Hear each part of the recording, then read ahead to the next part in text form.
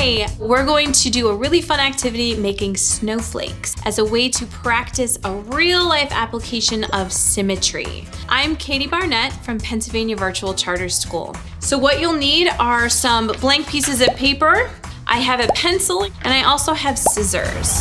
So it's important for students to be able to see symmetry means things are the same on one side as the other.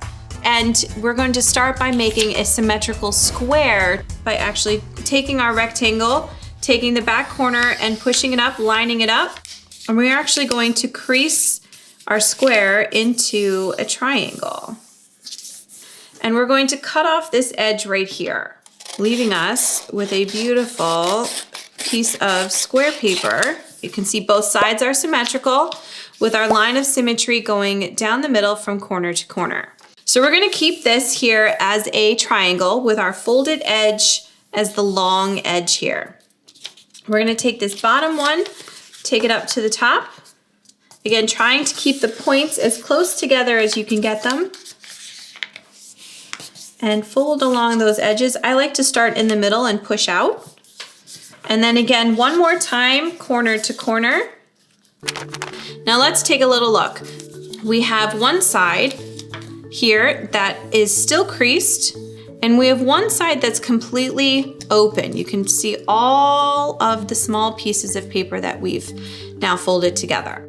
So it's important to know which side is which, because we don't want to cut all along the side with the crease because that will take away our symmetry. Because again, the folds are what's keeping our symmetry together. I'm gonna draw in quite a bit of a shape here. So I'm now going to cut out my shape that I created. So we can see here that as I unfold this, I actually made a really pretty snowflake. But I'm noticing I might want to take a little bit out of the middle, so I can just follow the folds to take it back together. So I'm just going to take some I'm going to make little triangular cuts. And you can make any kind of cuts along yours that you might want, just to vary what the inside of the snowflake will look like. All right, let's see. So as I unfold this, we can already see, following the line of symmetry, we have a snowflake coming out where all of the sides are symmetrical.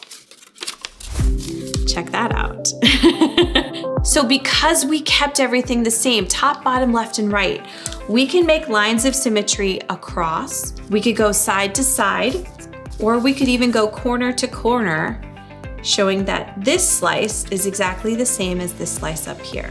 It's really very fun to experiment with different kinds of symmetry. So challenge your student, think about different cuts that you could make, how you could vary your symmetry inside your snowflake to go. And don't be shy about comparing it to those real snowflakes that we'll have throughout the year.